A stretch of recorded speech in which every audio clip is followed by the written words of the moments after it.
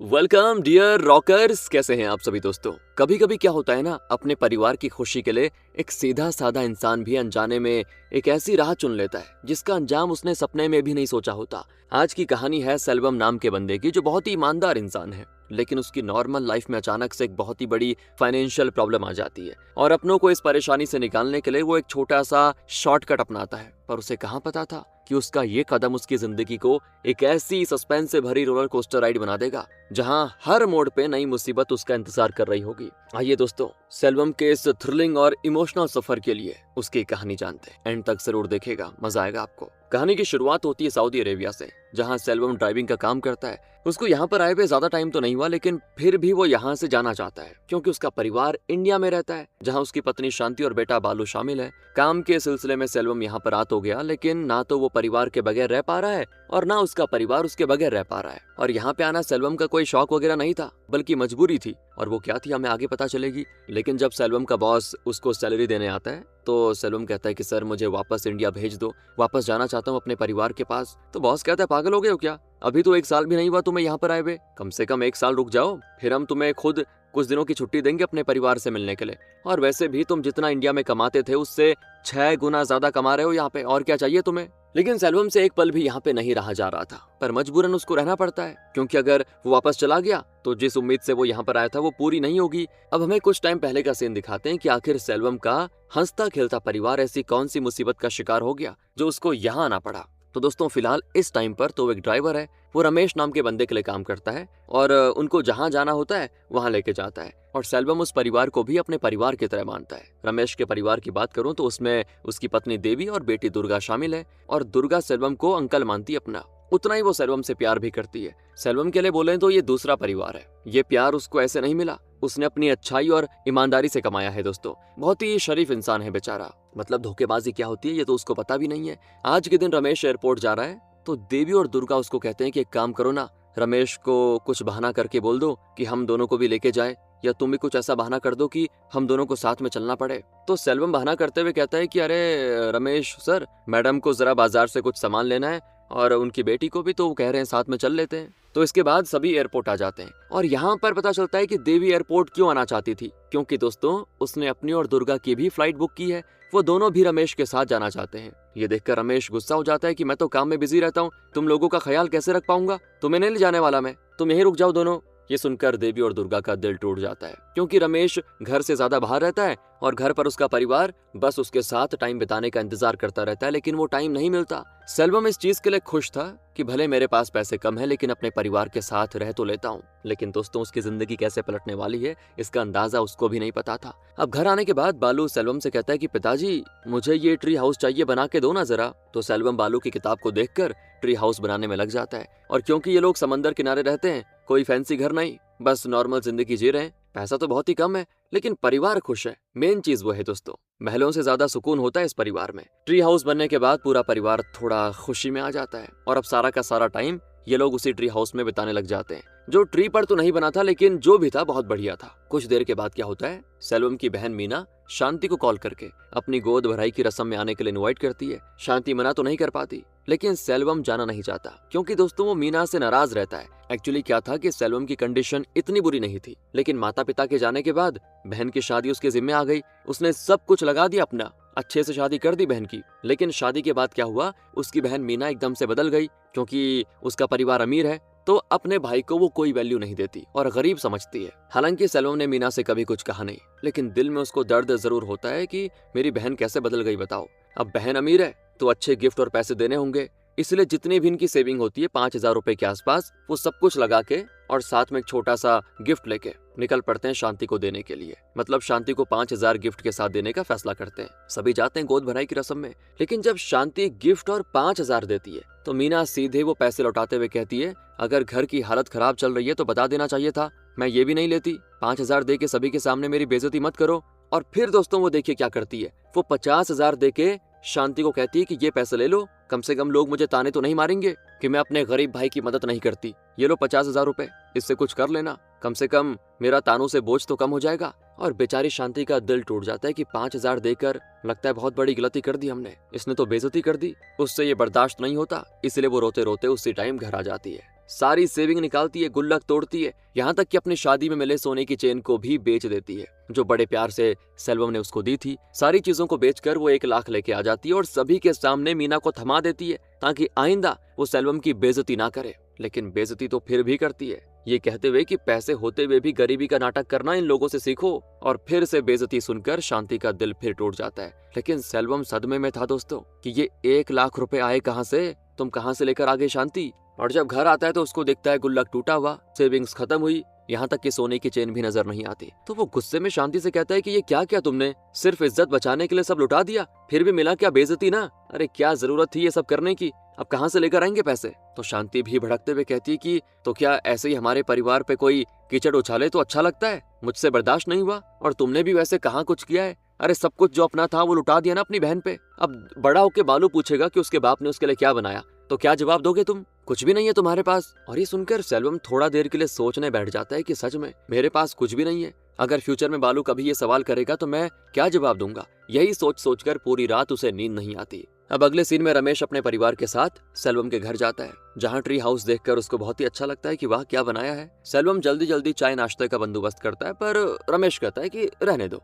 मैं तो कुछ कहने आया था। एक्चुअली क्या है कि मैं 1 महीने की छुट्टी ले रहा हूँ काम से और पूरे परिवार के साथ घूमने जा रहा हूँ, तो 1 महीना मैं वहीं रहूंगा, इसलिए तुम्हारी 1 महीने की छुट्टी, पर अभी के लिए हमें एयरपोर्ट लेके चलो। ये सुनकर सेल्वम को थोड़ी खुशी होती कि चलो, देवी मैडम अकेले परेशान रहती थी, उनको भी परिवार के साथ रहने का मौका मिल जाएगा। और जाने से पहले रमेश सेल्वम को अपनी तरफ से कुछ पैसे भी दे देता है जो महीने भर की सैलरी से भी ज्यादा होते हैं, और ये सेल्वम की ईमानदारी के लिए गिफ्ट था। पर वो कहता है नहीं सर, रहने दीजिए, आप लोग मेरे परिवार के लिए पहले से इतना कुछ कर चुके हैं, तो मुझे शर्मिंदा मत कीजिए अब। इसलिए वो पैसे नहीं लेता और रमेश का परिवार उसको बाय कह के चला जाता है। अब जब सेल्वम घर की ओर आता है ना, तभी उसको शांति का फोन आता है। कहती है कि सुनिए ना, बालू खेलते खेलते गिर गया, बहुत ही खून बह रहा है, उसको हॉस्पिटल लेके जा रही हूँ, मेरे पास एक भी पैसा नहीं है, जल्दी आ जाओ। अब ये सुनकर सेल्वम परेशान कि पैसे तो मेरे पास भी एक नहीं है, सब कुछ तो शांति ने मीना को दे दिया। और फिर वो सभी को फोन लगाता है, लेकिन कौन देता है दोस्तों पैसे आजकल, क्योंकि पैसों के बारे में सुनते ही वो लोग कॉल काट देते हैं। और तब कोई चारा न होने पर मजबूरी में सेल्वम को मीना के पति आनंद के पास आना पड़ जाता है। वो आनंद को अपनी मजबूरी बताता है। अब आनंद पहले पैसे तो दे देता है, लेकिन ये ताना भी मारता है कि पहले 1 लाख देकर शान बढ़ा ली और अब बहाना करके पैसे वापस मांग रहे हो, बहुत ही बढ़िया बात है सेल्वम। हालांकि दोस्तों सेल्वम को ये बात बहुत चुभ जाती है, लेकिन बालू के खातिर वो सब कुछ सह लेता है, उसका इलाज करवाता है। डिस्चार्ज के बाद शांति कहती है पैसे आए कहाँ से थे, तो सेल्वम कहता है कि जिसको तुमने जोश में आकर पैसे दे दिए थे ना, उसी से मांग कर लेकर आया हूँ। तो अब शांति कहती ये नहीं करना चाहिए था, क्या सोच रहे होंगे वो लोग, देखो कैसे भी करके 2-4 दिन में सारे पैसे वापस कर देना। अब शांति कहती तो बड़ी आसानी से, लेकिन इस सिचुएशन में डालने वाली भी तो वही है दोस्तों। अगर उसने सेल्वम की बात पहले मान ली होती और गुस्से में आकर 1 लाख रुपए नहीं दिए होते मीना को, तो आज ये नौबत नहीं आती।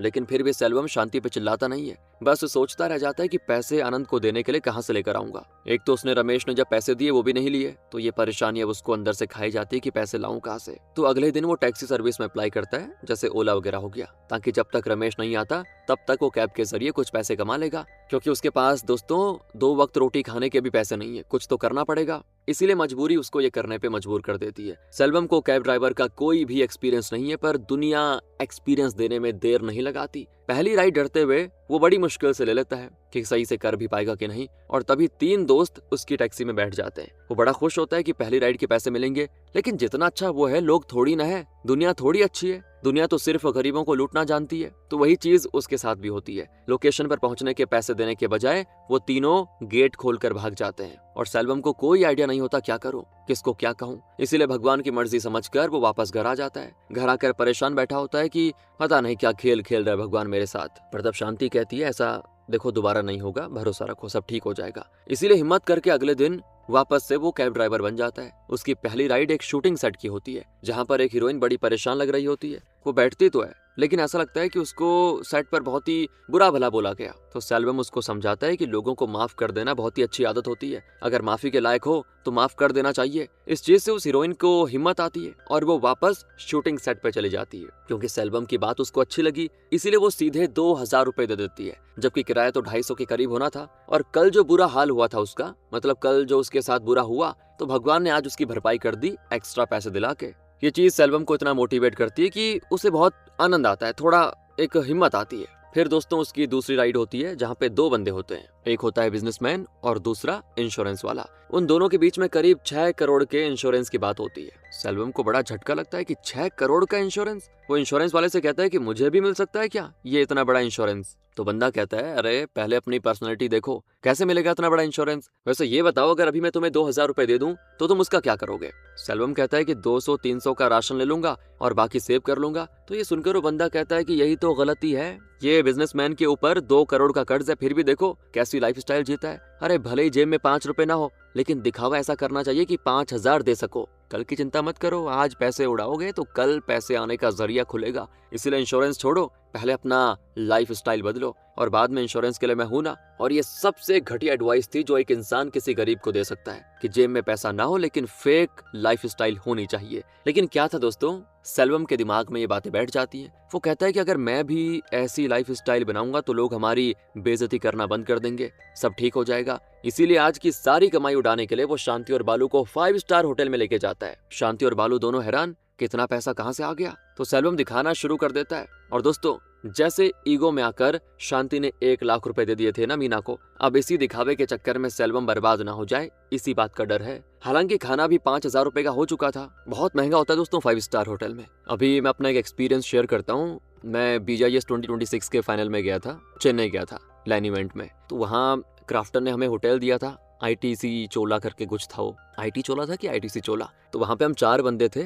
मैंने पेमेंट नहीं करी, वो कंपनी वालों ने करनी थी। तो हमने खाना खाया 4 लोगों ने, ऐसी थोड़ा बहुत ही खाया हमने। भाई 17,000 रुपए का बिल बैठ गया, 17,000। पहले दिन तो हमने 5 स्टार में खाया, लेकिन अगले फिर 2 दिन हमने बाहर से ऑर्डर किया जोमेटो वगैरह से, उसमें 1500 में काम हो गया था। मतलब इतना क्या बोलूं मैं, 5 स्टार की बात ही अलग है। मुझे लगता है एक रोटी भी वहाँ 500 रुपए की होगी। खैर ये तो अलग बात हो गई। अब कहानी पे आ जाइए। तो सभी खा पी कर बाहर आ जाते हैं, पर शांति सेल्वम से कहती है, आनंद के पैसे वापस नहीं दिए और ऊपर से इतने सारे खर्चे कर रहे हो, इतने पैसे कहाँ से आ रहे हैं तुम्हारे पास? तो सेल्वम कहता है कि अरे तुम टेंशन मत लो, कभी पैसे नहीं होते तो चिल्लाती हो, और अब जब खर्चा कर रहा हूँ तो चिल्ला रही हो। लेकिन यहाँ पे शांति का सवाल करना भी तो ठीक था। उसको डर था कि वापस कहीं खाने पीने के लाले ना पड़ जाए, लेकिन सेल्वम तो सुनने को तैयार नहीं था, उसको तो करना था दिखावा। अब ऐसे ही दिन गुजर जाते हैं दोस्तों। सेल्वम बहुत मेहनत करता है, लेकिन वो सारा पैसा उड़ाते जाता है अच्छी लाइफ स्टाइल पर, जैसे टीवी खरीदना, जो समझ आए वो खरीद लेना। तो ऐसे ही कस्टमर से उसको क्रेडिट कार्ड के बारे में पता चलता है, तो वो क्रेडिट कार्ड भी बनवा लेता है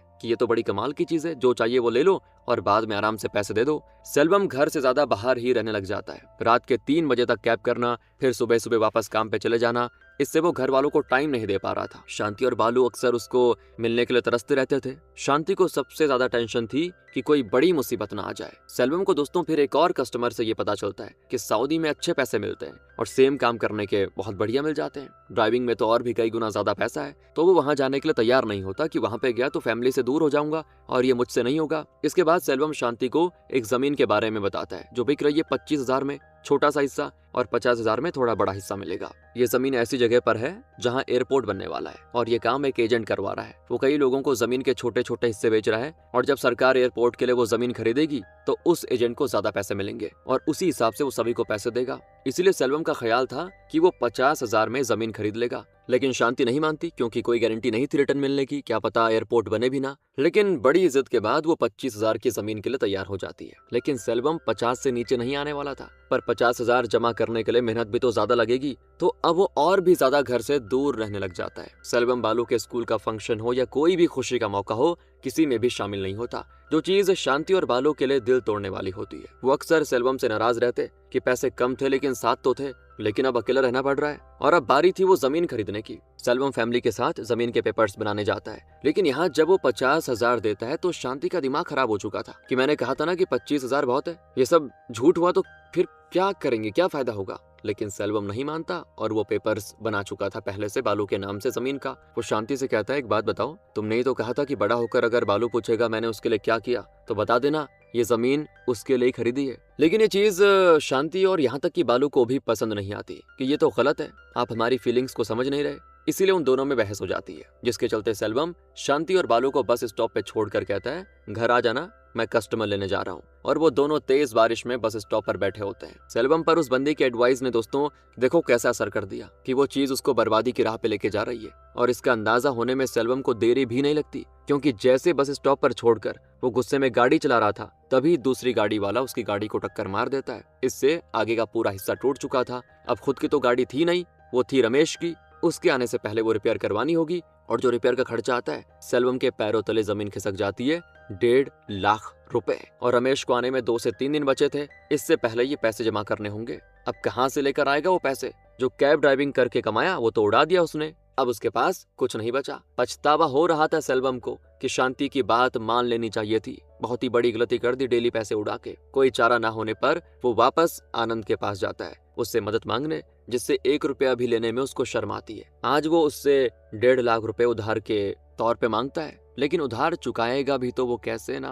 वो जल्दी से जल्दी उन पैसों से गाड़ी रिपेयर करवाता है, मांग तो लेता है वो, और गाड़ी वापस लाकर रमेश के गार्डन में रख देता है। तब उसको रियलाइज होता है कि रमेश तो पहले से घर पर मौजूद है, लेकिन उसने बताया ही नहीं कि वो आ गया। और जब सेल्वम रमेश से मिलने जाता है तो उसे मिलती है बुरी खबर कि देवी का देहांत हो गया। उसकी बीमारी के इलाज के लिए रमेश उसे बाहर लेकर गया था, लेकिन इलाज सफल नहीं रहा, उसकी जान चली गई। सेल्वम एकदम दुखी हो जाता है। रमेश कहता है कि मैं दुर्गा को लेकर बाहर ही शिफ्ट हो रहा हूँ, यहाँ नहीं रहूंगा अब, इसीलिए अगर तुम्हें कोई दूसरा बंदा मिलता है तो उसके लिए काम कर लो। वो कुछ पैसे भी देता है सेल्वम को, जो 1 लाख रुपए के आसपास लग रहे होते हैं। लेकिन सेल्वम वो लेने को भी तैयार नहीं होता, क्योंकि उसको ये गिल्ट था कि ऐसी मुसीबत के टाइम भी मैंने रमेश सर की गाड़ी को अपने फायदे के लिए इस्तेमाल किया, और उनको सच बताने की हिम्मत भी नहीं हो रही। इसीलिए वो ये पैसे लेने की हिम्मत नहीं जुटा पाता।